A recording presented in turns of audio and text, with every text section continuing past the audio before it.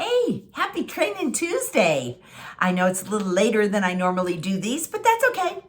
I have been thinking a lot about what I wanted to talk about today, and this is something kind of deep, but really, really important. And I want to talk about human relations and a couple of things regarding human relations. And it's funny because I wasn't really even thinking about our whole past year with COVID and the social distancing and the isolation and all that kind of stuff, but it falls right in line with what I want to talk about tonight. So I want to talk about, in particular, the difference between social isolation and loneliness, because there is a distinct difference between the two. So social isolation is an objective lack of social interaction. Okay, so remember, objective. Then loneliness, though, is the subjective feeling of isolation. So you think about social isolation, and they say that when somebody has that, when they're removed from social interactions, and if somebody's been put in timeout for a long time, or that's why they do isolation in prisons and things like that, they take them completely out of any socialization. What does it do? It has all kinds of adverse effects on your body. It can range anywhere from sleeplessness to a decreased immune function.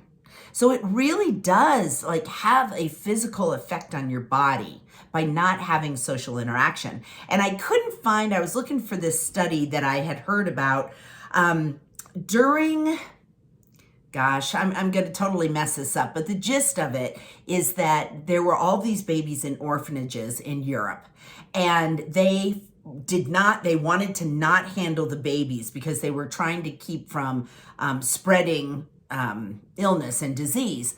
Well, all the babies died.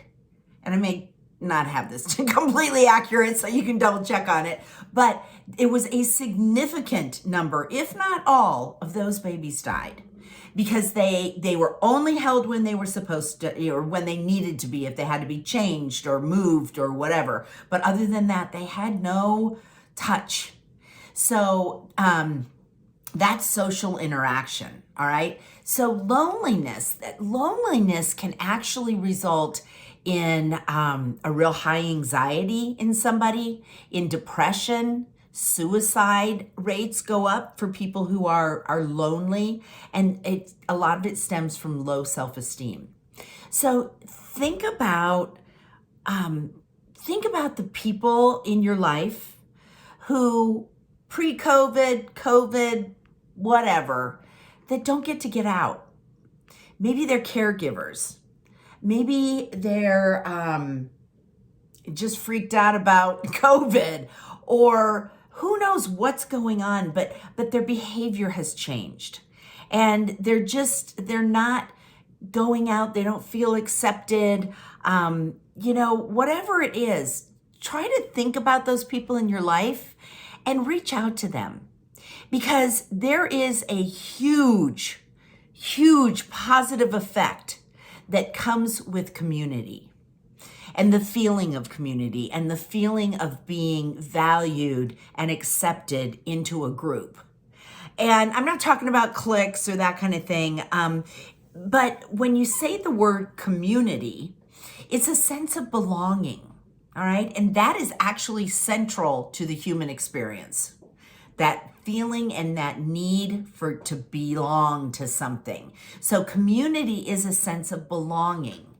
And I'm coming off of, I was just in Oklahoma City for an Arbonne area manager and vice president retreat. Holy cow. Talk about the epitome of community and culture and belonging. I walked away from there stunned. That was that I've been to lots and lots and lots of retreats and conferences and things like that. I've never walked away from one that had the effect on me that this one did.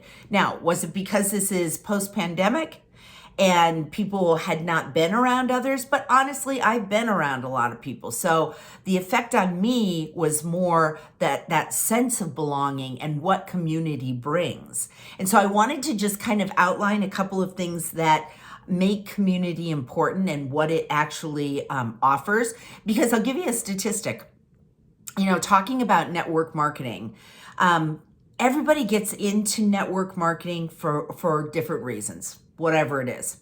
But you might be surprised to know that 8 out of 10 people, 80% of the people that get into network marketing, they're only in it to earn $0 to $500 a month more. Now, excuse me, I'm not minimizing that. I mean, that can change people's lives for sure, families' lives.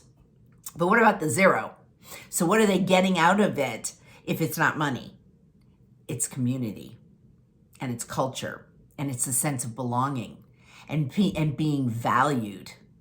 So I just think that's really interesting, because the people that join my team, everybody, again, gets in it for different reasons, but you have to listen to people to find out what is it that they're seeking. And they may be one of those 80%, whether it's in life or it's in Arbonne or wherever it is, that really is just seeking that need to belong somewhere and that need to feel valued. Okay, so here are some different items, or a list, bullets that come with a sense of community. So number 1 is support. You know that these people have your back. Whatever this group is, it could be a chess group, it can be a bicycling group, whatever it is, you've created this sense of community with them, and they're going to support you. Influence. Generally speaking, people want to make a difference. I know Arbonne does. And so when we all got together, there were about 50 of us or so. And are we doing this as a business? Yes, absolutely, because this was the top 6%, 2%, and 1%. So yes, there's the financial piece of that, but we also want to make a difference. Everything that we have, that we offer to the world and to all of the people that we talk with and share with, it's a gift. It is a gift. We give it to you.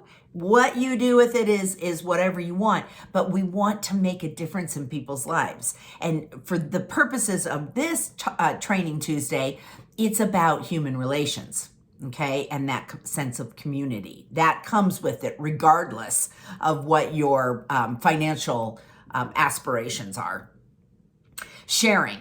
So obviously you get a group of people together, you're going to breed new ideas. You're going to have creativity. You're going to stimulate a lot of brainstorming, things like that. So you're going to have a lot of sharing in there. Reinforcement. Reinforcement is you want to encourage and reinforce desirable behaviors.